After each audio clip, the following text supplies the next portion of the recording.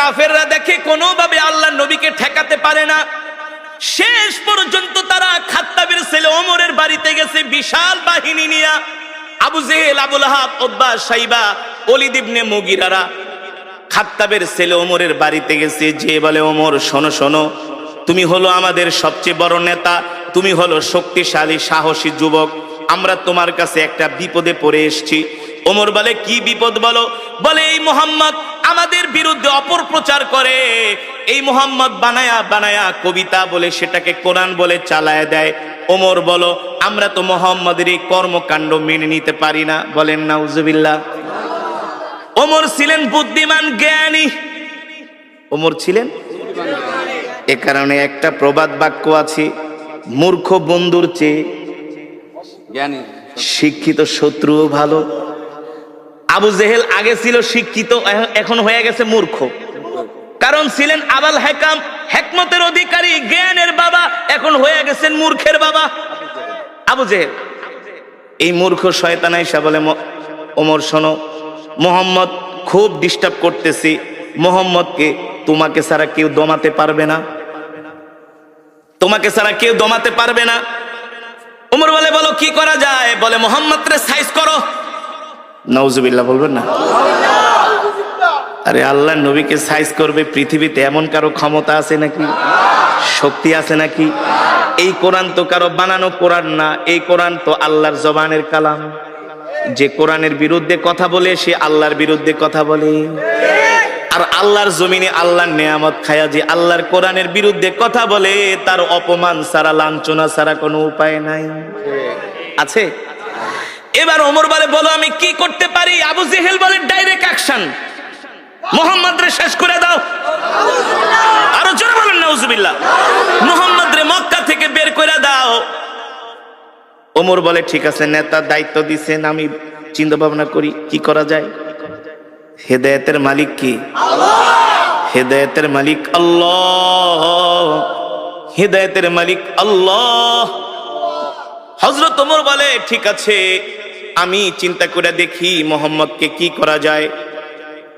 হযরত ওমরের মন খারাপ, চিন্তা করতেছে কি করা যায়। আবু জেহেলের কথা শুনবে, আবু জেহেলের কথা শুনে কি আল্লাহ নবীকে অপমান করবে না কি করবে? হযরত ওমর চিন্তায় পড়ে গেলেন। তিনি মনে মনে সিদ্ধান্ত নিলেন, মূর্খ আবু জেহেলের কথা শুনে আল্লাহর নবীর সাথে বেয়াদবি করা ঠিক হবে না। তিনি শিক্ষিত মানুষ, মনে মনে ভাবতেছে, একটা কাজ করি, আগে যাই আমি নিজের চোখে মুহাম্মদকে একটু অবজারভেশন করি, আমি নিজে যে একটু মুহাম্মদকে দেখি, গতিবিধি লক্ষ্য করি, তার সাথে কথা বলি। কারণ একটা মানুষকে শুধু শুধু না যায় না শুই না, তার গায়ে হাত দেওয়া, তাকে অপমান করা, এটা মূর্খতা ছাড়া আর কিছুই না। ঠিক কিনা বলে? দেখবেন মূর্খ মানুষ যদি শোনে চিলে কান নিয়ে গেছে, কানের দিকে না তাকায় চিলের পিছনে দৌড়ায়। এমন কিছু স্বভাবের মানুষ সমাজে আছে কি আছে না? ঠিক মক্কার কিছু মূর্খ মানুষরা এই স্বভাবের ছিল। ওমর ছিলেন বুদ্ধিমান, বলে, না না না, আবু জেহেলের কথায় কান দেওয়া যাবে না। আগে আমি মুহাম্মদকে যে নিজের চোখে দেখি, তার সাথে কথা বলি, তারপরে দেখি কি করা যায়। আল্লাহর নবী বাইতুল্লাহ নামাজ পড়তেছেন। হযরত ওমর বিকাল বেলা ঘুটঘুটে অন্ধকার, মাগরিবের সময় না, ওমর মনে মনে চিন্তা করে, সূর্যের আলোতে গেলে আবার মানুষজন দেখবে, মানুষজন দেখা বলবে, ওমর তুমি কি যে মুহাম্মদের সাথে মিলে গেছো। এই কারণে ওমর বলে, আমি মাগরিবের সময় বের হলাম, ঘুটঘুটে অন্ধকার, ঘুটঘুটে অন্ধকার। হযরত ওমর মাগরিবের সময় অন্ধকারে বের হলেন। আস্তে আস্তে করে হাঁটতে হাঁটতে তিনি বাইতুল্লাহর চত্বরে গেলেন, যেটা কাবা শরীফ। কোনটা? যেটা কাবা শরীফ, সেখানে গেলেন। হযরত ওমর বলে, আমি যে কাবার দেয়ালের পাশে লুকায় আছি, পালিয়ে আছি, যাতে মুহাম্মদ আমাকে না দেখে। আমি দেখি সুন্দর সুদর্শন একজন পুরুষ, সুন্দর সুদর্শন, অপরূপ সৌন্দর্যের অধিকারী। সুবহানাল্লাহ। হযরত ওমর বলে, আমি প্রথম মুহাম্মদকে দেখলাম, আমি তার সামনের সাইড দেখি নাই, শুধু পিছনের সাইড দেখছি। তার হাতগুলো এত সুন্দর, তার আঙ্গুলগুলো এত সুন্দর, পিছন থেকে তার কানগুলো এত সুন্দর। আমার নবীর চুলগুলো ছিল কোকড়া কোকড়া, অত কোকড়া না, অত লম্বাও না। সুবহানাল্লাহ। হযরত হযরত ওমর বলে মুহাম্মাদের চুলগুলো আমি আল্লাহর নবীর চুলগুলো আমি পিছন থেকে দেখলাম, দেখি তিনি নামাজে দাঁড়ায় আছেন, তার চুল বেয়ে বেয়ে ঘাম পড়তেছে, আমার কাছে মনে হলো এক একটা মুক্তার দানা ঝরতেছে। হযরত ওমর বলে আমি মুহাম্মাদের পিছনে দাঁড়ায় তাকে দেখতেছি, দূর থেকে দেখতে তার এত সুন্দর আকর্ষণীয় বডি ফিগার, সুবহানাল্লাহ। আমার নবী কেমন সুন্দর ছিলেন, কেমন সুন্দর ছিলেন, এমন সুন্দর পৃথিবীতে আল্লাহ তাআলা এত সুন্দর করে পৃথিবীতে কাউকে বানায় নাই, আর বানাবেও না। হযরত ওমর বলে আমি এবার মুহাম্মাদের পিছন দিকে দেখতেছি, মনে আছে নাকি? ওই যে হযরত ওমর বলে আমি বাইতুল্লাহ গেলাম মুহাম্মদকে অবজারভেশন করার জন্য, পরীক্ষা করার জন্য। আবু জেহেলদের কথা শুনে খামাকা মুহাম্মদের সাথে খারাপ ব্যবহার করব না, আগে নিজের চোখে যায় আমি মুহাম্মদকে দেখি আসলে সে ব্যক্তিটা কেমন। এবার হযরত ওমর বলে আমি পিছনে দাঁড়ায় দাঁড়ায় মুহাম্মাদের পিছনের সৌন্দর্য দেখাই আমি পাগল হয়ে গেছি। আল্লাহু আকবার। আরে এত সুন্দর মানুষটা মিথ্যা কথা কিভাবে বলে? এটা তো হইতে পারে না। মক্কার কাফেরা বইলা গেছে এ ওমর, মুহাম্মদ হলো একটা মিথ্যাবাদী, মুহাম্মদ হলো একটা পাগল। বলেন নাউজুবিল্লাহ। মুহাম্মদ হলো একটা জাদুকর। হযরত ওমর বলে আমি পিছনের দিকে তাকায় তাকায় দেখতেছি মুহাম্মদের সৌন্দর্য এত সুন্দর, আর তার চেয়ে বড় সুন্দর হলো মুহাম্মদ এত চমৎকার কইরা কইরা কোরআন পড়ে। আল্লাহু আকবার। জোরে বলুন আল্লাহু আকবার।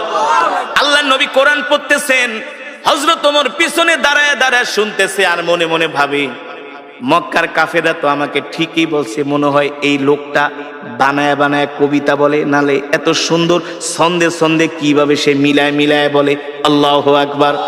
আল্লাহর নবী কোরআন পড়তেছেন, আর ওমর চিন্তা করতেছেন আরে মুহাম্মদ মনে হয় বানায় বানায় কবিতা বলে। আল্লাহর নবী বলে ওমা হুয়া বিকাউলি শাইর কলিলাম মা তুমিনুন। আল্লাহু আকবার। আল্লাহর নবী বলে এ তুমি আমাকে কবি বলতেছো, আমি কবি না, আমি হলাম নবী, যদি তুমি স্বীকার করো ইমানদার হও। আল্লাহু আকবার। ওমর কয় কিরে এই লোকটারে যে আমি কবি বলছি এটা সে জানে কিভাবে? ওমর তো বলতেছে মনে মনে, বুঝেন নাই? কিন্তু আল্লাহ নবী বলতেছে ওমা হুয়া বিকাউলি শাইর, আমি কবি না। ওমা হুয়া বিকাউলি শাইরিন কলিলাম মা তুমিনুন, তোমরা অল্প মানুষই বোঝো যে আমি কবি না, আমি হলাম আল্লাহর নবী, যদি তোমাদের ঈমান থাকে, আর তোমরা অল্প মানুষই ঈমান গ্রহণ করবে। ঠিক কিনা বলেন? হযরত ওমর বলে কিভাবে বললো, কিভাবে সে বুঝলো আমি যে তার নামে বলতেছি সে কবি? এবার হযরত ওমর বলে সে যেহেতু আমার মনের কথা জানা গেছে, তাহলে মনে হয় এই লোকটা হলো একটা গণক, গণকরাই তো মানুষের মনের কথা। আল্লাহ নবী বলেন ওমা হুয়া বিকাউলি শাইর কলিলাম মা তুমিনুন ওয়ালা বিকাউলি কাহিন কলিলাম মা তাযাক্কারুন। আল্লাহু আকবার। এ তুমি আমাকে গণক ভাবতেছো, আমি গণক না, আমি গণক না। তুমি যেটা ভাবতেছো তোমার ভাবা সত্য নয়, আমি হলাম আল্লাহর নবী। ঠিক কিনা বলেন? তানজিলুম মির রাব্বিল আলামিন। আমি গণক না, আমি গণক না, আমি যেটা পড়তেছি সেটা হলো আমার রবের পক্ষ থেকে কোরআন। আল্লাহু আকবার। হযরত ওমর বলে এ লোকটাকে আমি গণক বললাম, সে বলে আমি গণক না, আমি যে তাকে গণক বললাম সেটা কিভাবে জানলো? আল্লাহু আকবার। আবার বলতেছে আমি যেটা তেলাওয়াত করতেছি এটা হলো আমার রবের পক্ষ থেকে আমাকে দেওয়া কোরআন। হযরত ওমর অবাক হয়ে গেল যে আমার মনের কথা এই লোক কিভাবে জানে। এখন রহস্য লাগছে কি লাগছে না? হযরত ওমর বলে এই রহস্যর উদ্ঘাটন আমাকে করতেই হবে, আর যদি রহস্যর উদ্ঘাটন করতে হয় তাহলে তো আল্লাহর নবীর সাথে কথা বলতে হবে, কথা না বলে তো আর রহস্যর উদ্ঘাটন করা যাবে না। হযরত ওমর দাঁড়ায় আছে, আল্লাহর নবী যখন নামাজ শেষ করলেন, আল্লাহর নবী তার হুজরার দিকে যাবেন, হযরত ওমর যায় তার পথ রোধ করলেন, বললেন ইয়া মুহাম্মদ কিফ, ও মুহাম্মদ দাঁড়ান, আপনার সাথে আমার কিছু কথা আছে। আল্লাহর নবী বলে ইমশি মাই, চলেন আমার সাথে আমার বাড়িতে যেয়ে কথা বলবো। আল্লাহর নবী হযরত ওমরকে নিয়ে বাড়িতে চলে গেলেন। সুবহানাল্লাহ বলে। আল্লাহর নবী হযরত ওমরকে নিয়ে বাড়িতে চলে গেলেন। আল্লাহর নবীর সাথে হযরত ওমর যখন বাড়িতে গেলেন, হযরত ওমর বারবার আল্লাহর নবীর চেহারার দিকে তাকায়, সুবহানাল্লাহ। আর সে নিজে নিজে মাপতেছি, ভাবতেছি, চিন্তা করতেছি, আল্লাহর নবীকে বোঝার চেষ্টা করতেছে। মক্কার সব কাফেরেরা যার বিরুদ্ধে, আমি আজকে তার সামনে। হ্যাঁ, মক্কার কাফেরেরা যার বিরুদ্ধে এত মিথ্যা প্রোপাগান্ডা ছড়িয়েছে, আমি তার সামনে। কিন্তু তার চেহারা দেখলে মনে হয় সে হলো পৃথিবীর সবচেয়ে ভালো মানুষ। তার সাথে কথা বললে মনে হয় তার মতো এত সুন্দর আখলাকওয়ালা, ব্যবহারওয়ালা মানুষ মক্কার জমিনে একজনও নাই। জোরে বলেন আল্লাহু আকবার। আরে জোরে বলুন আল্লাহু আকবার। হযরত ওমর বলে, সেই দিনই আমি আল্লাহর নবীর জবানে কোরআন শুনে আমি ইসলামের প্রতি আমি দুর্বল হতে লাগলাম। দুর্বল হতে? এই যুবক, ওমর তো তোমার চাইতে জ্ঞানী কম ছিল না। এ যুবক, ওমর তো তোমার চাইতে কম বুঝতো না। এ যুবক ও মুসলমান, হযরত ওমরকে বলা হয় মেজাজে ওহী। আল্লাহ তাআলা যার কথা অনুযায়ী কোরআনের মধ্যে 21 জায়গায় আয়াত নাজিল করেছে। আল্লাহু আকবার। সেই ওমর আয়েশা এবার আল্লাহর নবীর কাছে আত্মসমর্পণ করতেছে। কি করতেছে? সেই ওমর আয়েশা বলে, গো আল্লাহর নবী, মক্কার কাফেরদের কথা শুনে অনেক ভুল করছি, আপনার সাথে অনেক শত্রুতা আমি করছি, দুশ্মনী করছি। আর না, আর না, আর না। মক্কার কাফেরেরা তো আমাকে আপনার কল্লা কাটার জন্য বলছে। আপনার কল্লা তো দূরের কথা, আমি ওমরের কল্লাটা আপনার কাছে জান্নাতের বিনিময়ে বিক্রি করে দিলাম। ওমর কালেমা পড়ে মুসলমান হয়ে গেলেন। যুবক, তুমি তো নামাজই পড়ো না, নিজেকে মুসলমান দাবি করো। আছে না সমাজের মধ্যে? মসজিদে মুসল্লি নাই, নামাজ পড়ে না, নিজেকে অনেক বড় মুসলমান দাবি করে। আর হযরত ওমর আল্লাহর নবীর হাতে হাত রেখে কালেমা পড়ে মুসলমান হয়ে গেলেন। হযরত ওমর মুসলমান হওয়ার পরে হযরত ওমর বলে, আল্লাহর নবী আমাকে অনুমতি দেন, আমি মক্কার সব গোত্রের মানুষের কাছে যে দ্বীনের দাওয়াত দিব। আল্লাহর নবী বলে, ওমর আস্তে আস্তে। হযরত ওমর বলে, আস্তে আস্তে কে? আপনি কি সত্য নবী না? জোরে বলেন সুবহানাল্লাহ। আমি অবশ্যই সত্য নবী। বলে, আপনি যদি সত্য নবী হয়ে থাকেন, আজ থেকে আমি ওমর ঘোষণা দিলাম, আমার জান, আমার মাল, আমার সম্পদ সব আমি আল্লাহর রাস্তায় দিয়ে দিলাম। আমি আপনার হয়ে গেলাম, আমি আপনার হয়ে গেলাম। ওগো নবী, আমি আপনার হয়ে গেলাম, আমার সব কিছু আল্লাহর রাস্তায় দিয়ে দিলাম। আপনি আমাকে অনুমতি দেন, আমি মক্কার সব কাফেরদের কাছে যায় দ্বীনের দাওয়াত দিব। হযরত ওমরের ঈমান চলে আসছে, পাওয়ার হয়ে গেছে, ঈমানের পাওয়ার। এখন আর আল্লাহ ছাড়া কাউকে ভয়। মুসলমানদের দ্বিতীয় খলিফা নাম কি? ওমর রাদিয়াল্লাহু। জোরে বলুন, নাম কি? ওমর কে? সারা পৃথিবীতে এখন যত রাষ্ট্রপ্রধান আছে, এই সব রাষ্ট্রপ্রধানদেরকে ওমর পকেটে নিয়ে ঘুরতে পারে।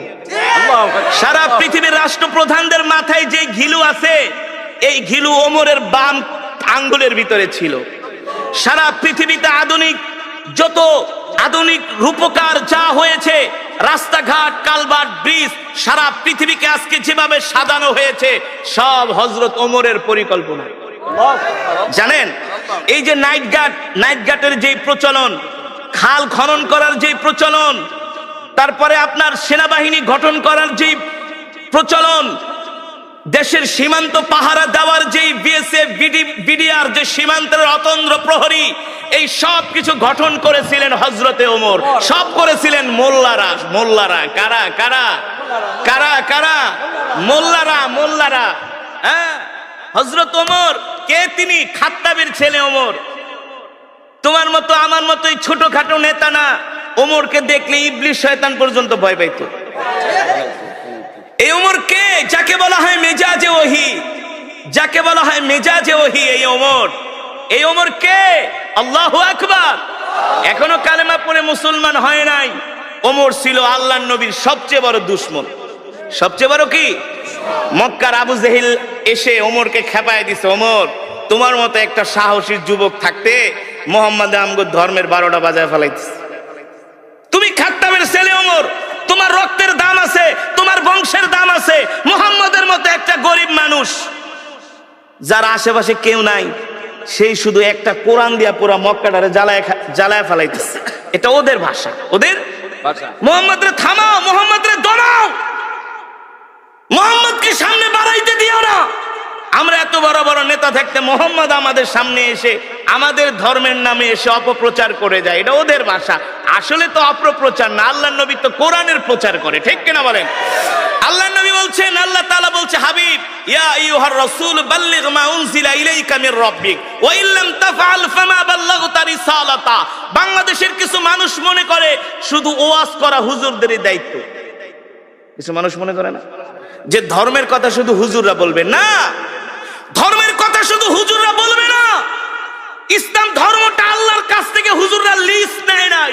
এই ধর্মের কথা বলা, কোরআনের কথা বলা, রাসূলের হাদিসের কথা বলা প্রত্যেকটা ঈমানওয়ালা মুসলমানের দায়িত্ব, দায়িত্ব, কর্তব্য, ঠিক কিনা বলেন? আপনি একটা কলেজের, আপনি একটা স্কুলের প্রিন্সিপাল, আপনার দায়িত্ব হলো আপনি আপনার ছাত্রদেরকে কোরআনের কথা বলবেন, তাদেরকে দ্বীনের কথা বলবেন।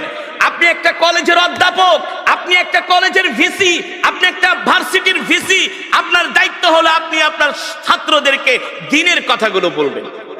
আপনি দেশের প্রধানমন্ত্রী, আপনি রাষ্ট্রপতি, আপনি এমপি, আপনি মন্ত্রী, আপনি চেয়ারম্যান, আপনি মেম্বার, আপনি সমাজের অনেক বড় নেতা, আপনারও দায়িত্ব হলো কোরআনের কথা বলা, ঠিক কিনা বলেন? ঠিক না? এখন তো কিছু সাধারণ মানুষ মনে করে শুধু হুজুররাই বলবে, সব হুজুরদেরই কাজ। না, প্রত্যেকটা মুসলমানকে আল্লাহ তাআলা দুনিয়ার জমিনে কেন পাঠিয়েছেন? আল্লাহ তাআলা প্রত্যেকটা মুসলমানকে দুনিয়ার জমিনে পাঠিয়েছেন তার দ্বীনের দাওয়াত দেওয়ার জন্য, ঠিক কিনা বলেন? আল্লাহর নবী, আল্লাহ তাআলা তার উপর কোরআন নাজিল করলেন আর বললেন, ইয়া আইয়ুহার রাসূল বাল্লিগ মা উনজিলা ইলাইকা মির রাব্বিক ওয়া ইল্লাম তাফআল ফামা বাল্লাগতা রিসালাতা ওয়াল্লাহু ইয়াসিমুকা মিনান নাস ইন্নাল্লাহা লা ইয়াহদিল কওমাল ফাসিকিন। আল্লাহ রাব্বুল আলামিন বলেন, নবী, আমি আল্লাহ আপনার উপর যেই কোরআন নাজিল করেছি, এই কোরআন নিয়ে শুধু আপনি ঘরে বসে থাকবেন না। এই কোরআন শুধু আপনাকে একা তেলাওয়াত করার জন্য নাজিল করা হয় নাই।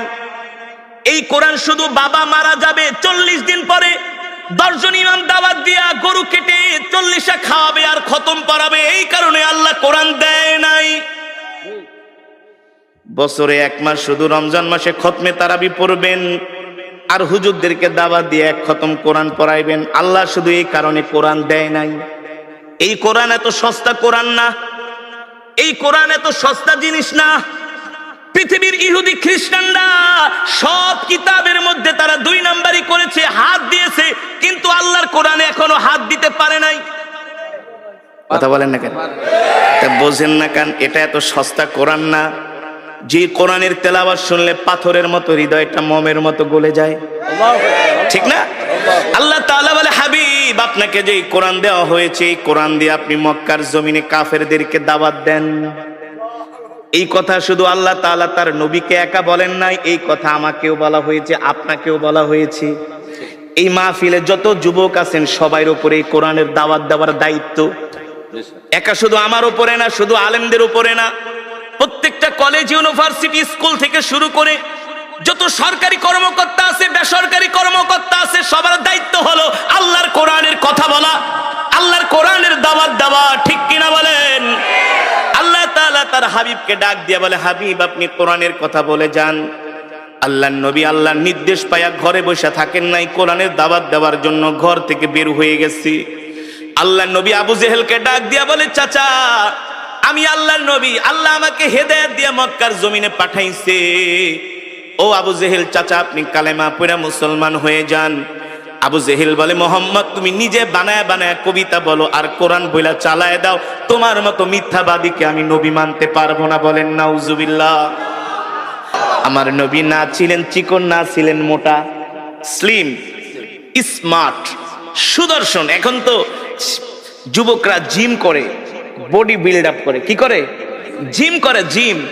নামাজ নাই, রোজা নাই, হাফ প্যান্ট পরে শুধু জিম করে সারাদিন। বডি বিল্ড আপ করে। যুবক, তোমার নবী কে জানো? পৃথিবীর সবচেয়ে সৌন্দর্য আল্লাহ আমার নবীকে দান করছে। আল্লাহু আকবার। শুধু সুন্দর নয়, পৃথিবীর যত মেধা, যত জ্ঞান, যত ইলম, উতিতুল ইলম, যত জ্ঞান আছে সব জ্ঞান দিয়া আল্লাহ আমার নবীকে দুনিয়াতে পাঠিয়েছেন। আল্লাহু আকবার। রাষ্ট্র পরিচালনা করার যোগ্যতা কি?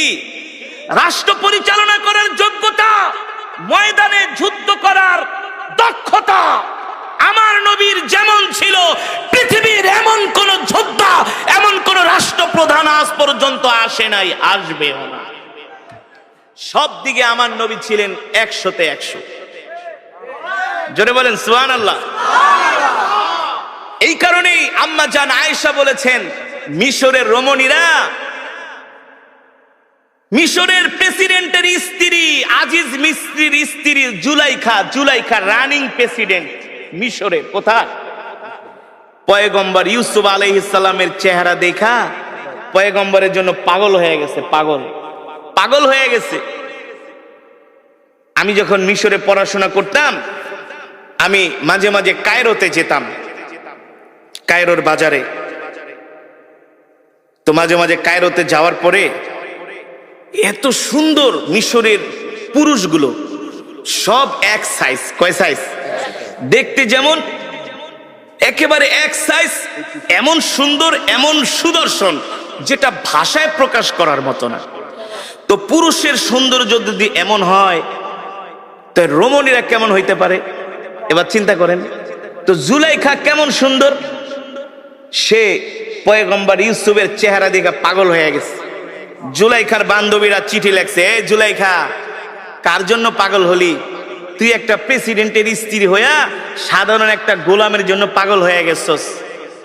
জুলাইখা বান্ধবীদেরকে পত্র লেখছে, এই দূর থেকে সমালোচনা করিস না, সামনে আইসা একটা নজর দেখা যা, ক্র্যাশ খেয়ে যাবি, ক্র্যাশ, পাগল হয়ে যাবি, নজর ফিরাইতে পারবি না। সুবহানাল্লাহ। জোরে বলুন সুবহানাল্লাহ। জুলাইখা ছিলেন চালাক, বুদ্ধিমতী। তার বান্ধবীদেরকে ডাকছে, আয় দূরে থেকে তো আমারে গালাগালি করো, সামনে আইসা দেখা যা, এক ঝলক দেখা যা, এক নজর দেখা যা। জুলাইখার বান্ধবীরা আসছে, সবার হাতে আপেল দিয়েছে। কি দিয়েছে? আপেল আর ছুরি দিছে। যেই গোলামে লেগা পাগল হইছি, একটু পরে এই গোলাম এদিক দিয়ে যাবে, এক নজর দেখবি, বেশি না। কয় নজর? এক নজরের বেশি দেখা যাবে না, নিষেধ। বারবার তাকানো যাবে না। জুলাইখার বান্ধবীরা গেলে পাগল হয়ে গেছে। কি এমন পুরুষ যেটা একেবারে এক নজর দেখা লাগবে? কি এমন সৌন্দর্য? জুলাইখার বান্ধবীরা তো আর বোঝে নাই, যখন পয়গম্বর ইউসুফ আলাইহিস সালাম সামনে দিয়ে হেঁটে যাচ্ছে, জুলাইখার বান্ধবীরা খুশ গল্প করে আর আপেল খায় কেটে কেটে। পয়গম্বর ইউসুফ যাচ্ছেন, এক বান্ধবী আর এক বান্ধবীকে, বন্ধু দেখ, তাকায় দেখ, এটা কি মানুষ নাকি ফেরেশতা? সুবহানাল্লাহ। এটা মানুষ যাচ্ছে নাকি ফেরেশতা? মানুষের চেহারা তো এত সুন্দর না। আল্লাহু আকবার। জুলাইখার বান্ধবীরা আপেল খাইবে তো দূরের কথা, পয়গম্বর ইউসুফ আলাইহিস সালামের চেহারার দিকে তাকায়, আপেল কাটতে কাটতে একেবারে আঙ্গুল কেটে ফেলায় রক্ত বের করে ফেলাইছে। কিন্তু তার নজর চেহারার থেকে নজর ফিরাতে পারে না। জুলাইখা ছিলেন বুদ্ধিমতী, সেও কিছু তাকাই আছে এক নয়নে। জুলাইখা ডাক দিয়ে, কিরে আপেল খাবি না ওই গোলামডারে দেখবি? জুলাইখা সব বান্ধবীরা হাতের দিকে তাকায় দেখে আঙ্গুল কেটে ফেলাইছে, রক্ত পড়তেছে। জুলাইখাকে, ব্যাপার কি? পিছনের থেকে না গালাগালি করছিলি, পিছনের থেকে না ভৎসনা করছিলি, এখন তারে দেখার পরে চোখ ফিরাইতে পারস না, আঙ্গুল কেটে ফেলাইছস, কারণ কি? জুলাইখার বান্ধবী রে, মাপ চাই, ভুল করছি, সরি। এই গোলাম যে এত সুন্দর জীবনেও কোনোদিন ভাবতে পারি নাই, মনে হয় এটা মানুষ না, আসমান থেকে ফেরেশতা আইসা পড়ছে। আল্লাহু আকবার। জোরে বলেন আল্লাহু আকবার। আম্মা জান আয়েশা সিদ্দিকা রাদিয়াল্লাহু তাআলা আনহা বলেন, মিশরের রমণীরা পয়গম্বর ইউসুফের চেহারা দেখে আঙ্গুল কাটতে কাটতে, আপেল কাটতে কাটতে তারা আঙ্গুল কেটে ফেলেছে, তারা রক্তাক্ত হয়ে গেছে। আমার স্বামী মুহাম্মদ সাল্লাল্লাহু আলাইহি সাল্লামের চেহারা যদি তারা দেখতো, আঙ্গুল কাটতো না, আপেল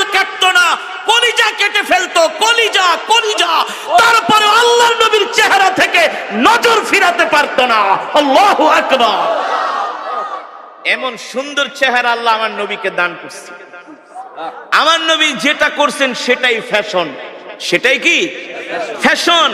আমার নবী যে স্টাইলে চুল কেটেছেন সুন্নত তরিকা, বাংলাদেশের আর্মিরা সেভাবে চুল কাটে। কারা? আর্মিরা চুল কাটে।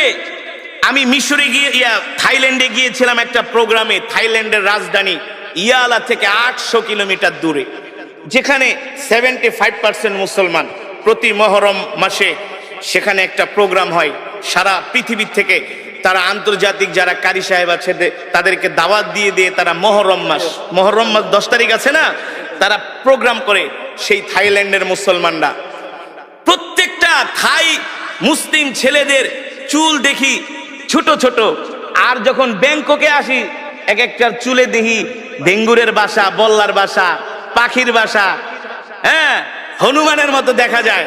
তো আমি থাইল্যান্ডের মুসলিম যুবকদেরকে জিজ্ঞেস করলাম, তোমরা এইভাবে চুল কাটো কেন? সবাই দেখি এক সাইজ চুল। বলে এটা হলে নবী মোহাম্মদ সাল্লাল্লাহু আলাইহি সাল্লামের সুন্নাহ। জোরে বলেন সুবহানাল্লাহ। এখনকার যুবকরা তো স্টাইল করে। কি করে? মেসির স্টাইলে চুল কাটে, নেইমারের স্টাইলে চুল কাটে, নেইমারকে অনুসরণ করে। তাদের গায়ের গেঞ্জি এমন টাইট, তারা প্যান্ট এমন ভাবে পরে পাছার অর্ধেক বের হয়ে যায়। এমন যুবক আছে কি আছে না? পুরা মাথা খালি, উপর দিয়া চুল। জিজ্ঞেস করি এইভাবে চুল কাটছো? বলে হুজুর এটা হলো এখন বর্তমান সময়ের আধুনিক স্টাইল, আধুনিক ফ্যাশন। এভাবেই আধুনিক মডার্ন যারা, তারা এইভাবেই চুল কাটে। যুবক তুমি জানো না পৃথিবীর সবচেয়ে আধুনিক ছিলেন তোমার আমার নবী, বিশ্ব নবী জনাবে মুহাম্মদুর রাসূলুল্লাহ সাল্লাল্লাহু আলাইহি ওয়াসাল্লাম। ঠিক কিনা বলেন? তিনি 1450 বছর আগে যেই ফর্মুলা দিয়ে গেছেন, বর্তমান আধুনিক বিজ্ঞান সেটা মানতে বাধ্য। সেটা কি? মানতে বাধ্য। তোমার আমার নবীকে জানো, তোমার আমার নবীকে জানো। পৃথিবীর যত যোগ্যতা, সব যোগ্যতা আল্লাহ তাআলা আমার নবীকে দান করেছিলেন। আমার নবী প্রতি সোমবার আর বৃহস্পতিবার রোজা রাখতেন। আপনি এখন ডাক্তারের কাছে যান, আপনাকে তারা বলবে যদি সুস্থ থাকতে চান তাহলে ফাস্টিং করেন। ফাস্টিং যাকে বলে কিটো ডায়েট, মানে আপনি বেশি বেশি না খায়া থাকবেন। কি করবেন? না খেয়ে থাকবেন। ডাক্তারের কাছে যান, ডাক্তার বলবে এই বেশি পেট ভরে খায়েন না, তাইলে রোগ হবে। 3 ভাগ খান, 1 ভাগ খালি রাখেন। 3 ভাগ খান, 1 ভাগ খালি রাখেন। আপনি দেখবেন যদি প্রচুর পরিমাণে খাওয়া দাওয়া করেন, আপনার কাছে একটা অস্বস্তি লাগবে। না পারেন হাঁটতে, না পারবেন বইতে, না পারবেন ঘুমাইতে। আর 3 ভাগ খান, 1 ভাগ খালি রাখেন, দেখবেন শরীরটা কত সুস্থ লাগে। ঠিক কিনা বলেন? যেটাকে বলা হয় ফাস্টিং। এর উদ্ভাবন কে করেছে? এই ডায়েট কন্ট্রোল কে শিখিয়েছে? আমার নবী, আপনার নবী জনাবে মুহাম্মদুর রাসূলুল্লাহ সাল্লাল্লাহু আলাইহি ওয়াসাল্লাম। ঠিক কিনা বলেন? জাপানের ডাক্তাররা বলে বেশি বেশি ফাস্টিং করো, বেশি বেশি না খায়া থাকো, বেশি বেশি রোজা রাখো, রোজা রাখলে তুমি সুস্থ থাকবা। এই ফর্মুলা তো কে শিখিয়েছেন? আল্লাহর নবী শিখিয়েছেন। বর্তমানে এখন দাঁতের ডাক্তারদের কাছে গেলে প্রচুর টাকা দিতে হয়। ঠিক কিনা বলেন?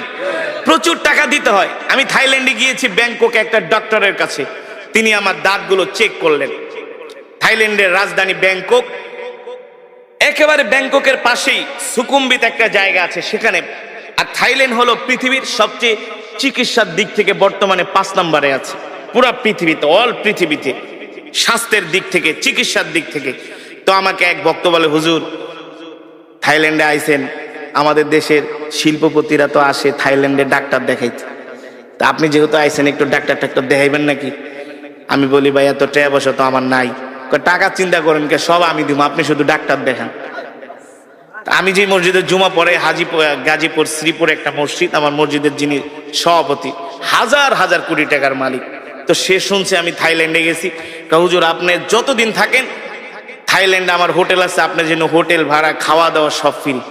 ফোন দিয়ে আগে হুজুর কোনো চিকিৎসা করবেন কিনা, তাহলে করে আসেন, সব পেমেন্ট আমি করে দেবো। তো চিন্তা করলাম আমার দাঁতে একটু সমস্যা, দাঁতটা থাইল্যান্ডে দেখা যায়, থাইল্যান্ডের দাঁতের চিকিৎসা খুব ভালো। তো আমি একটা ডেন্টালিস্টের কাছে গেলাম। তা আমি তো আর থাই ভাষা বুঝি না, ইংলিশ বলতে পারি, ওরা ইংলিশটাও ততটা বোঝে না।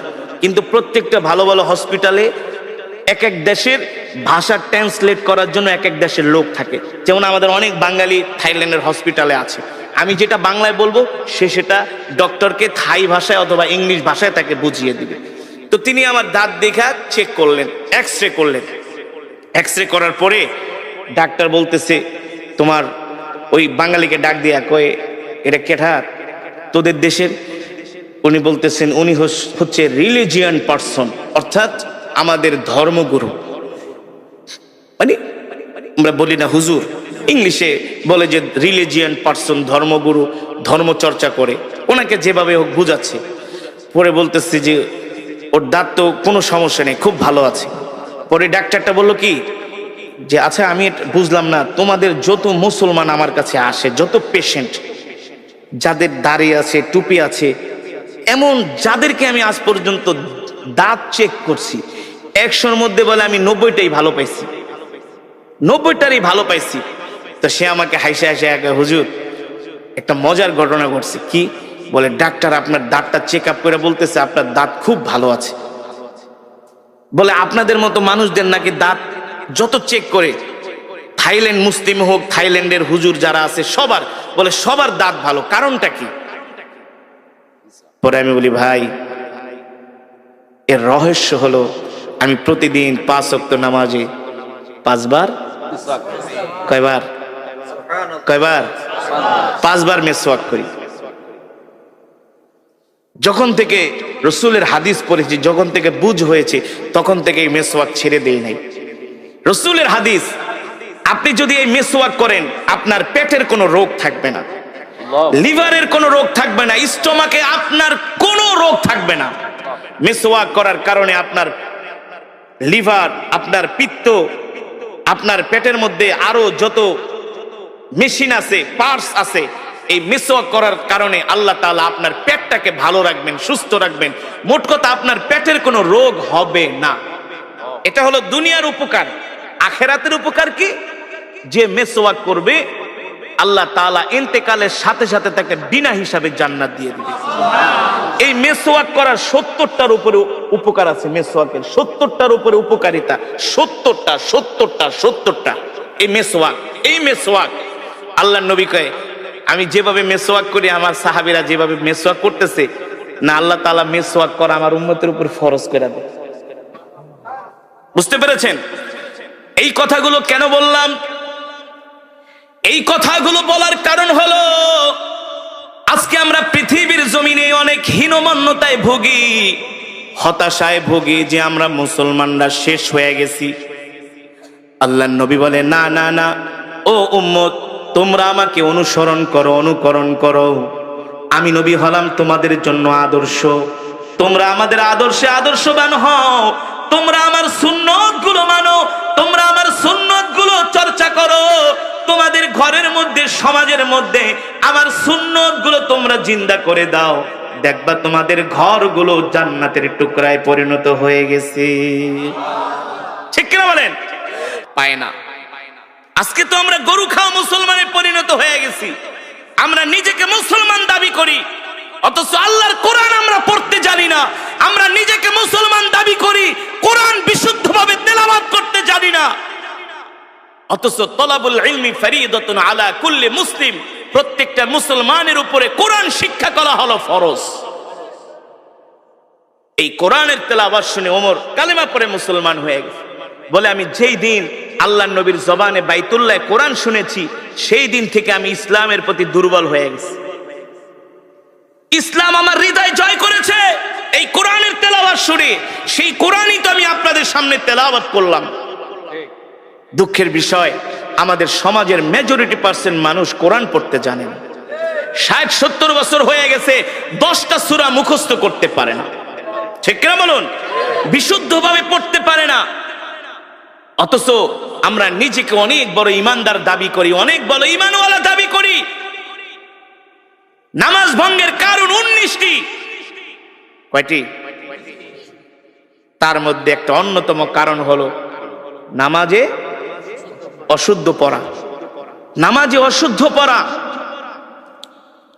আমরা আমাদের সন্তানরা কোরআন শিখছে কিনা সেই দিকে খবর নেই না। ইংরেজি শিক্ষক রাখি সন্তানের জন্য মাসে 5,000 টাকা বেতন দিয়া। কথা বলেন। ইংরেজি শিক্ষক রাখি 5,000 টাকা বেতন দিয়া, গণিতের শিক্ষক রাখি 6,000 টাকা বেতন দিয়া, ছেলেকে বাংলায় অনার্স করাই, ইংলিশে অনার্স করাই, মাস্টার্স করাই, ডক্টরেট করাই, পিএইচডি করাই। আর কোরআন শিখানোর জন্য মসজিদের মুয়াজ্জিনকে জায়গা, হুজুর আমার ছেলেরে পড়াইবেন? কয় পড়ামু। বেতন কত? কয় বেশি না, 500 দিতে পারেন। কত? তাও মাসে, বছরে 6 মাস বাকি। কথা কন। নিজেও কোরআন পড়তে পারে না, সন্তানকেও কোরআন শিখায় নাই। অথচ রাসূলের সাহাবীরা কেমন ছিলেন জানেন? তারা আল্লাহর নবীর কাছে আয়েশা কোরআন নিয়ে বসে থাকতেন। কোরআন এখনো সেই ধারাবাহিকতা চালু আছে। মসজিদে নববীর প্রতিটা পিলারে পিলারে কিন্তু কোরআনের মক্তব। পুরো মসজিদে নববীতে 1200-র উপরে মক্তব আছে। মক্তব এখন তো বাংলাদেশে মক্তব বন্ধই হয়ে গেছে। আগে ছোটবেলায় দেখতাম ফজরের পরে ইমাম সাহেব ঘোষণা করত, এই মক্তবের ছাত্র ছাত্রীরা তাড়াতাড়ি করে মক্তবে আসো। ঠিক না? ইমাম সাহেবের কাছে যে আগে আমরা কায়দা পড়তাম, সিপারা পড়তাম, কোরআন শরীফ পড়তাম। বাড়িতে আসার সময় 10 মিনিট জোরে জোরে সূরা মুখস্থ করে সালাম শিখাইতো, যে বাড়িতে যায় আগে মা বাবাকে সালাম দিবা। আজকে আমরা আমাদের সন্তানদেরকে কোরআন শিখাই না, দ্বীন শিখাই না, নিজেও শিখি না, সন্তানদেরকেও শিখাই না। এই কারণে আমাদের সন্তানগুলো দিন দিন নষ্ট হয়ে যাচ্ছে। হচ্ছে না? 6-7 এর ছেলেরা এখন ওপেনলি রাস্তায় দাঁড়ায় সিগারেট খায়। 8 এর ছেলেরা সিগারেট খায়। ইন্টারের ছেলেদের পকেটে এখন সিগারেটের প্যাকেট থাকে, গাঞ্জার প্যাকেট থাকে। ঠিক কিনা বলেন? বানিয়ে বলছি। 6-7 এর পোলাপান সিগারেট খায়। এই সিগারেট খাও কাকে? আপনার বাপের টাকা দিয়ে খাই? আপনার বাবার টাকা দিয়ে খাই? আপনি বলার কে? আমার বাবার টাকা দিয়ে আমি সিগারেট খাই। আস্তাগফিরুল্লাহ। আমার সন্তানগুলো এমন বেয়াদব কিভাবে হলো? কারণ কি? আমরা তাদেরকে ধর্মীয় শিক্ষা দিচ্ছি না, দ্বীনি শিক্ষা দিচ্ছি না। আগে তো দরকার ছিল সন্তানদেরকে দ্বীনি শিক্ষা দেওয়া। কথা বলেন। রাগ করতেছেন? আজকে স্কুল কলেজে কি হচ্ছে? ধর্মীয় শিক্ষা তো নাই, ধর্মীয় শিক্ষা নাই। আমি বানিয়ে বলছি। এই যে কোরআন আমি পড়লাম, আমাদের সন্তানরা 10টা সূরা মুখস্থ পড়তে পারে না। উচিত তো ছিল আমাদের সন্তানদেরকে আগে কোরআন শিখানো, দ্বীন শিখানো। অবশ্যই অবশ্যই আমার সন্তান কলেজে পড়বে, ইউনিভার্সিটিতে পড়বে, আমার সন্তান ডাক্তার হবে, ইঞ্জিনিয়ার হবে, বড় ব্যবসায়ী হবে, বড় নেতা হবে। এটা আমার গর্ব, এটা আমার গর্ব। কিন্তু কোরআন না শিখলে তো আমার সন্তান সব শিক্ষা পরে আমার সন্তান বিপদগামী হয়ে যাবে, দ্বীন হারা হয়ে যাবে, ইসলাম হারা হয়ে যাবে। এ কারণেই তো ওই দিনকে দেখলাম টেলিভিশনের মধ্যে অনেক অভিভাবক কান্না করে বলতেছে, আমরা স্কুল কলেজের এই কারিকুলাম শিক্ষা ব্যবস্থা চাই না। বলে কেন? বলে এই শিক্ষা ব্যবস্থার মধ্যে শিখার মতো কিছুই নাই। ঠিক বানায় বলছি? বলুন আমি বানিয়ে বলছি? এই কথাগুলো কেন বললাম? আমাদের সন্তানদেরকে যদি ধর্মীয় শিক্ষা দেওয়া না হয়, এই কোরআন যদি না শেখানো হয়, আর 1, 2, 3 যুগ পরে দেখবেন যে জেনারেশন গুলো আসবে, আপনি মসজিদ বানাইবেন কিন্তু মুসল্লি পাইবেন না। আপনি মসজিদ বানাইবেন, টাইলস লাগাইবেন, এসি লাগাবেন, মসজিদের 300 হাত দূরে বসে আপনার ছেলেরা চায়ের দোকানে বাংলা সিনেমা দেখবে আর গাঁজা খাবে। এখন তো সেটাই হচ্ছে। কথা বলেন? সেটা হচ্ছে। মসজিদ পাকা হচ্ছে, মসজিদ সুন্দর হচ্ছে, কিন্তু মুসল্লি নাই। আছে? আমি চাঁদপুরে এক মাহফিলে গেছি, মতলব, চাঁদপুর মতলব, মায়া চৌধুরীর এলাকা। মায়া চৌধুরীর এলাকা 50 ডেক খিচুড়ি রান্না করছে। আমি ইমাম সাহেবের কই, মাশাআল্লাহ আপনার এলাকা তো সব ধর্মভীরু মুসলমান। কয় হুজুর বুঝেন না, 50 ডেক খিচুড়ি আনছি কি এমনি নাকি? আমি কই মাশাআল্লাহ। মানুষ 20-30 হাজার। কয় হুজুর বেশি না, 40 বছর ধরে ওয়াজ করাই, সব ওয়াজ শুনতে আয় পড়ে। আমি বলি লোকজন? কয় সব আমগো এলাকার আশেপাশে, ম্যাক্সিমাম এলাকার সমাজের 2-4 গ্রাম দূরে, আর বেশিরভাগ আমাদের এলাকারই, সব ঢাকায় ঢুকায় থাকে, সবাই আয় পড়ছে। হ্যাঁ, তো ভালো কথা। খুব ধার্মিক, খুব ধার্মিক, খুব ওয়াজ শোনে হুজুর। আপনি 3 ঘন্টা ওয়াজ করলো একজন লোক উঠবো না, যত ওয়াজ করবেন। আর একটা হুজুর এমন কেরাত পড়বেন, মাইক মুখ ফাড়া লাইবেন। আর একটা এক হুজুর এমন ওয়াজ করবেন একবারে যাতে মানুষ ঘরের থেকে দূরে আয়া পড়ে। মাশাআল্লাহ। আমি কই তাইলে ইমাম সাহেব ওয়াজে তো অনেক লোক হয়, আপনি বললেন আপনার সমাজের মানুষ খুব ধার্মিক, মাশাআল্লাহ, তো মসজিদের কি অবস্থা? আপনি দেখেন না কত বড় মসজিদ, টাইলস মাইলস, গ্রামের ভিতরে এসি লাগাইছি, বুঝেন না? তো ফজরের নামাজের কি অবস্থা? কোন নামাজের? কোন নামাজের? কয় হুজুর কি বলবো, দুঃখের কথা, অনেক দুঃখের কথা। এতক্ষণ তো পুরো ফাল পারছে, খিচুড়ি খাওয়া, এই করায় সেই করায়। হুজুর কি কমু? হ্যাঁ হুজুর কি কমু, খাই 80 করে, 80 ঘর পর্যন্ত, বুঝেন নাই? খাই 80 ঘরে, মানে 80 বাড়ির থেকে বাটিতে ইমাম সাহেবকে খাবার পাঠায়। তো ভালোই খান। হ্যাঁ খুব মহব্বত করে। তো মুসল্লি হুজুর ফজরের নামাজে 8 জন মুসল্লিও হয় না। জুমার নামাজে হুজুর উজুখানেও জায়গা দেওয়া যায় না, মাঠ ঘাট সব বইরা যায়। তো জুমার নামাজে যদি জায়গা দেওয়া না যায়, ওয়াজ মাহফিলে যদি 50 ডেক খিচুড়ি রান্দা খাওয়ান, তো ফজরের নামাজে 8 জন মুসল্লিকে, কারণ কি? কারণ কি? এখন আর ইমাম সাহেব কথা বলে না। আমি বলি শোনেন, রসুলের হাদিস, মানুষ যখন ধর্ম শিক্ষা থেকে দূরে সরে যাবে, আস্তে আস্তে করে ধর্ম শিক্ষা থেকে যখন দূরে সরে যাবে, দিন থেকে যখন দূরে সরে যাবে, তখন তাদের অন্তরটা পাথরের মতো শক্ত হয়ে যায়। তখন আর তাদের কাছে ইবাদত মজা লাগে না। ওয়াজে মানুষ আসে যে হুজুরে কেমনে টান দেয়, কেমনে সুর দেয়, একটু দিগাই, হাসায় না, কাদায় না, লাফায়, বুঝলেন নাই? রং ঢং দেখতে আসে। কিন্তু মানুষ যদি এই দিন না শিখে, কোরআন না শিখে, তাহলে আস্তে আস্তে করে 1 2 3 4 যুগ পরে এই মুসলমানগুলো ঈমান হারা হয়ে যায়, ঈমান হারা হয়ে যায়। এই কারণে আমাদের সন্তানদেরকে দিন শিখাতে হবে, নিজেও কোরআন শিখতে হবে, সন্তানদেরকেও কোরআন শিখাতে হবে। হযরত ওমর এই কোরআনের পাগল হইয়াই তিনি কালেমা পড়ে মুসলমান হয়ে গেছে, এই কোরআনের পাগল হইয়া, কোরআন শুনা। এই কারণে আমি আপনাদের হাতে ধরি, পায়ে পড়ি।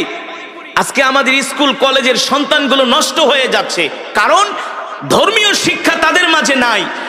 আগে আমাদেরকে ধর্মীয় শিক্ষা তাদেরকে দিতে হবে, ঠিক কিনা বলেন?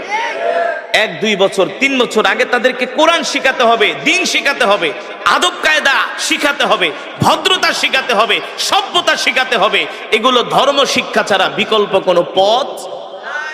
এ কারণে আপনারা রাগ করবেন না, আমাদের সন্তানদেরকে অবশ্যই আমরা স্কুল কলেজে পড়াবো, কিন্তু আগে আমরা ধর্মীয় শিক্ষাটা দিব, ঠিক কিনা বলেন? রসুলের শিক্ষা দিব, ওহির শিক্ষা দিব। তাহলে আমার সন্তান ডাক্তার, ইঞ্জিনিয়ার হলেও কখনো আমার সন্তান বিপদগামী হবে না, বিপদগামী হবে না। অনেক অভিভাবক আয়সা বলে, হুজুর একটা তাবিজ দেন। কি হয়েছে? আমার সন্তান একেবারে গাঁজা নেশা করতে করতে অ্যাডিক্টেড হয়ে গেছে, গাঁজা নেশার প্রতি এতটা অ্যাডিক্টেড হয়েছে, নষ্ট হয়ে গেছে। হুজুর কিছু তাবিজ টাবিজ দেন, পানি পড়া দেন। আমি বলি, ভাই তাবিজ কেন? আমার এই বাইকটাও যদি তাবিজ বানায় খাওয়ান, কোনো লাভ হবে না। আগে দরকার ছিল আপনার সন্তানকে ধর্মীয় শিক্ষা দেওয়া, কোরআন শিক্ষা দেওয়া, ঠিক কিনা বলেন? এ কারণে আমি যে কোরআনের তেলাওয়াত করলাম, কোরআন থেকে বয়ান করলাম, এর মূল মেসেজ কি? আমরা নিজেরাও কোরআন শিখবো, সন্তানদেরকেও কোরআন শিখাবো। রাজি আছেন ইনশাআল্লাহ? রাজি আছেন ইনশাআল্লাহ? আমরা কে কে নিজেরাও কোরআন শিখবো, সন্তানদের কোরআন শিখাবো? হাত উঠে আল্লাহকে দেখান। লিল্লাহে তাকবীর, লিল্লাহে তাকবীর। আল্লাহ কবুল করুন, বলি আমিন। হাত নামান দিয়ে বলতে হবে, আমাদের হায়াতের মালিক কে? আমাদের রিজিকের মালিক কে? মুসলমান আমরা কার গোলাম? এক আল্লাহর গোলাম, ঠিক কিনা বলেন? মুসলমান এই আসমান কার? জমিন কার? কোরআনে আছে কি আছে না? আল্লাহ তাআলা বলছেন, আলা লাহুল খালক ওয়াল আমর তাবারাকাল্লাহু রাব্বুল আলামিন। আমার নবী যখন মক্কার জমিনে এই কোরআনের দাওয়াত দিতেন, এই কোরআনের তেলাওয়াত করতেন, এই কোরআনের কথা বলতেন, আবু জেহেল, আবু লাহাব, উতবা, শাইবা, ওলীদ ইবনে মুগিরারা আল্লাহর নবীর কোরআনের তেলাওয়াতের বিরুদ্ধে তারা দাঁড়িয়েছিল। তারা কোরআনের তেলাওয়াতকে পছন্দ করত না। মক্কার মানুষ যাতে কোরআন শুনতে না পারে, তারা সব রকমের বাধার প্রাচীর হয়ে দাঁড়িয়েছিল। আল্লাহ তাআলা নবীকে ডাক দিয়া বলে, হাবিব, আপনি মক্কার কাফেরদেরকে বলে দেন, আলা লাহুল খালকু ওয়াল আমর তাবারাকাল্লাহু রাব্বুল আলামিন। এ মক্কার কাফেরেরা, আমি যেই কোরআন পড়ছি, এই কোরআন আমি মুহাম্মদ বানায়া বানায়া বলি না, এই কোরআন হলো আল্লাহর জবানের কালাম। ঠিক কিনা বলেন? এই কোরআন কোন কবির কাব্য নয়, এই কোরআন কোন পৃথিবীর মানুষের বানানো কোন কাব্য নয়, এই কোরআন হলো আল্লাহর জবানের কালাম। মক্কার কাফেরেরা, তোমরা যতই বিরোধিতা করো না কেন, আমি আল্লাহর নবী মুহাম্মদ বলছি, আলা লাহুল খালকু ওয়াল আমর, আসমান যার, আইন চলবে তার। ঠিক কিনা বলেন? জমিন যার, বিধান তার, বিধান চলবে তার। আল্লাহর নবী বলে, এই মক্কার কাফেরেরা, তোমরা কোরআনের বিরোধিতা করে কিছুই করতে পারবে না।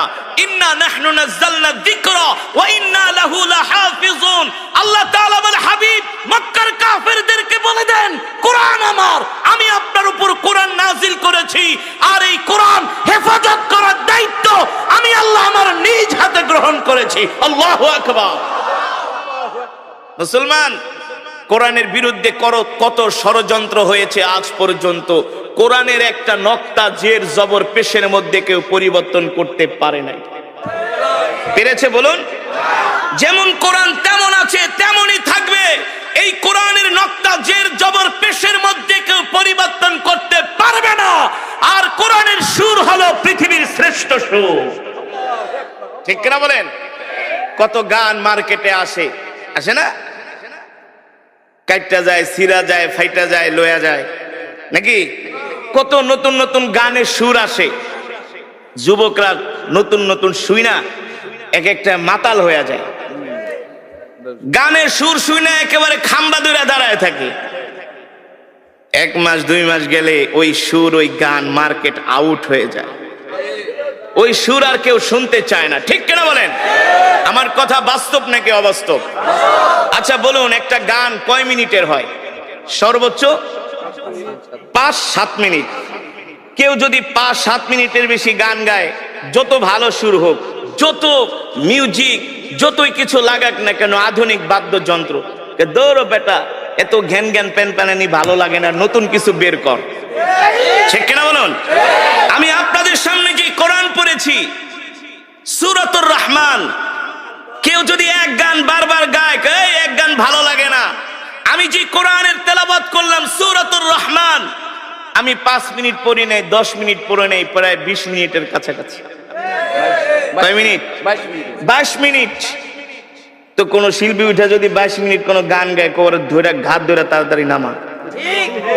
আরে এক গান শুনতে আইছে নাকি? কথা বলুন। মুসলমান, আর কিভাবে বুঝাবো? এই কোরআন আল্লাহর জবানের কালাম। এই কোরআনের তেলাওয়াত শুধু 22 মিনিট নয়, 22 ঘন্টা নয়, 22 বছর নয়, 22 লক্ষ কোটি বছর নয়। এই কোরআন যদি কিয়ামত পর্যন্ত তেলাওয়াত হতে থাকে, যতই রাত বাড়বে, যতই দিন যাবে, ততই কোরআনের তেলাওয়াতের সুর আরো বাড়তে থাকবে, মানুষের হৃদয়ে ঢুকবে। ঠিক কিনা বলেন? আরে যুবক, আজকে তো তোমাদেরকে কোরআনের মজমায় পাওয়া যায় না, তোমাদের তো কোরআনের মাহফিলে পাওয়া যায় না, তোমাদের তো মসজিদে পাওয়া যায় না, তোমাদের তো জিকিরের মজমায় পাওয়া যায় না, তোমাদেরকে পাওয়া যায় আইপিএল বিপিএল খেলার টেলিভিশনের সামনে। রাত 3টা বাজে উঠে তোমরা আর্জেন্টিনা ব্রাজিলের খেলা দেখো, মেসি রোনাল্ডোর ভক্ত। ঠিক কিনা বলেন? কিন্তু যুবক জানো না, এই কোরআনের জন্য সাহাবীরা জীবন দিয়ে দিছে, জীবন জীবন জীবন। জিহাদের ময়দানে এসে আল্লাহর জমিনে আল্লাহর কোরআনের রাজ কায়েম করার জন্য শহীদ হয়ে গেছে, শহীদ। এখনো যারা কোরআন পড়তে পারেন না, মসজিদের ইমাম সাহেবের কাছে, খাদেম সাহেবের কাছে, মুয়াজ্জিন সাহেবের কাছে যায় কোরআন শিখবেন, বাধ্যতামূলক। ঘরওয়ালিকে কোরআন শিখাবেন, কোরআন শিখাবেন, কোরআন শিখাবেন। কোরআন শিক্ষা ছাড়া কোনো উপায় নাই। আমি বলে গেলাম হাসরের মাঠে আল্লাহ জিজ্ঞেস করবে, এই সব পড়াই তো পড়লি, কিন্তু আমার কোরআন কেন শিখলি না? কেন শিখলি না? কোরআন শিক্ষা করা ছিল ফরজ। তলাবুল ইলমি ফরিদাতুন আলা কুল্লি মুসলিম। এই কোরআন শিক্ষা করা ফরজ। রাসূলের হাদিস ডাক্তার ইঞ্জিনিয়ার হওয়া ফরজ না, এটা দুনিয়াবি, এটা লাগবে, এটা হতে হবে, কিন্তু বাধ্যতামূলক কোরআন শিখতেই হবে। ঠিক কিনা বলেন? সন্তানদেরকে, আর যদি অনেকের সন্তান আছে অনেকগুলো, দুইটাকে মাদ্রাসায় দেন, দুইটাকে স্কুলে দেন, এটা ব্যালেন্স করেন। ব্যালেন্স, সমস্যা কি? সন্তানদেরকে আলেম বানান, হাফেজ বানান, সবগুলারে জেনারেল শিক্ষিত বানায়েন না। দুই সন্তানদের একটা মাদ্রাসায় পড়ান, আপনি ইন্তেকাল করলে আপনার কবরের পাশে যায় সূরা ইয়াসিন তেলাওয়াত করবে, আপনার জন্য দোয়া করবে, বুলেটের গুলি মিট যাবে সন্তানের দোয়া। আপনি মসজিদ থেকে ইমাম সাহেব ভাড়া করে নিয়ে দোয়া করাইবেন, আর আপনার সন্তান যদি আপনার জন্য দোয়া করে, দুইজনের দোয়া কোনোদিনই এক। আপনার সন্তান তো আপনার জন্য দোয়া করার সময় তার বুকটা ফেটে যাবে, ফেটে যাবে যে আমার বাবা শুয়ে আছে। আর ইমাম সাহেব যতই বুজুর্গ হোক, তাড়াতাড়ি করে দোয়া করে, নাহলে একটু বেশি করুক, করার পরে হাদিয়া নিয়ে চলে যায়। আর সন্তান প্রতিদিন আপনার জন্য সূরা ইয়াসিন পড়ে দোয়া করবে, অটো অটো নেক আপনার কবরে যাবে। এ কারণে সন্তানদেরকে কলেজ ইউনিভার্সিটিতেও পড়াবেন, মাদ্রাসায়ও পড়ায়েন, আলেম বানায়েন। দুইজন আমি অনেক জায়গায় দেখেছি, ভাই জজ, ভাই অনেক বড় ব্যারিস্টার, কিন্তু আরেক ভাই আলেম। ওই আলেম হওয়ার কারণে, একজনে আলেম হওয়ার কারণে আরো দুই তিনজন তার সোহবতে থাকতে থাকতে আলহামদুলিল্লাহ ধার্মিক হয়ে গেছে। ব্যালেন্স করেন, ব্যালেন্স। সবগুলারে শুধু স্কুল কলেজে পড়ায়েন না, দুই একটারে মাদ্রাসায়ও পড়ান, আল্লাহর কাছে দোয়া করেন। আলেম হওয়া এত সোজা না, এই ওহির জ্ঞান আল্লাহ সবাইকে দেয় না, সবাইকে দেয় না। কত ছাত্ররা মাদ্রাসায় ভর্তি করায় কিন্তু ঝইরা যায়, ঝইরা যায়, আছে না, ঝরে যায়। সন্তানদেরকে আলেম বানান, এটাই হলো সবচেয়ে বড় বিনিয়োগ, ইনভেস্ট। এই ইনভেস্টটা করে যান, এটাই থাকবে। মেয়ে সন্তান হলে মহিলা মাদ্রাসায় পড়ে আলেমা বানান, হাফেজা বানান, তার গর্ভ থেকে জন্ম নেবে মোহাম্মদুল্লাহ হাফেজ, তার গর্ভ থেকে জন্ম নেবে হাজী শরীয়তুল্লাহ। ঠিক কিনা বলেন? তার গর্ভ থেকে জন্ম নেবে জগৎ বিখ্যাত আলেম। এ কারণে আপনাদের হাতে ধরি, পায়ে পড়ি, 5টা ওয়াক্ত নামাজ জামাতের সাথে পড়বেন, আর কোরআন তেলাওয়াত করবেন, সকাল সন্ধ্যা কোরআন পড়বেন, সকাল সন্ধ্যা কোরআন শিখবেন, সকাল সন্ধ্যা জিকির করবেন। রাজি আছেন ইনশাআল্লাহ? রাজি আছেন ইনশাআল্লাহ? আর মিথ্যা কথা বলবেন না, মানুষকে কষ্ট দিবেন না, মানুষের হক নষ্ট করবেন না, মানুষের সাথে খারাপ আচরণ করবেন না। আমরা মানুষের সাথে সুন্দর আচরণ করব, সুন্দর ব্যবহার করব। আমরা সবচেয়ে সমাজের ভালো ভদ্র মানুষ হওয়ার চেষ্টা করব, যাতে আমার ইন্তেকালের পরে সমাজের মানুষগুলো বলে, আহ, একটা ভালো মানুষ মারা গিয়েছেন। ঠিক কিনা বলেন? আল্লাহ তাআলা আমাদের এমন আল্লাহর পেয়ারা বান্দা হওয়ার তৌফিক দান করুন, বলি আমিন। আজকে যে কোরআনুল কারীমের তেলাওয়াত আমরা শুনলাম, বয়ান শুনলাম, এই কোরআন যেন আমরা সকলেই শিখতে পারি, এই কোরআন অনুযায়ী যেন আমরা চলতে পারি, আমাদের জীবনটাকে সাজাতে পারি। আল্লাহ তাআলা আমাদের সকলকে কবুল করুন, বলি আমিন। আর সাবধান, নামাজ ছেড়ে দিবেন না। রাত 12টা 1টা পর্যন্ত ওয়াজ শুনবেন, ফজরের নামাজ যদি না পড়েন, এই ওয়াজ শুনে কোনো লাভ নাই। 50 বছর ওয়াজ আর একটা ফজরের নামাজ তার চাইতে উত্তম। বুঝতে পেরেছেন? বুঝতে পেরেছেন? ফজরের নামাজটা জামাতের সাথে আদায় করবেন ইনশাআল্লাহ।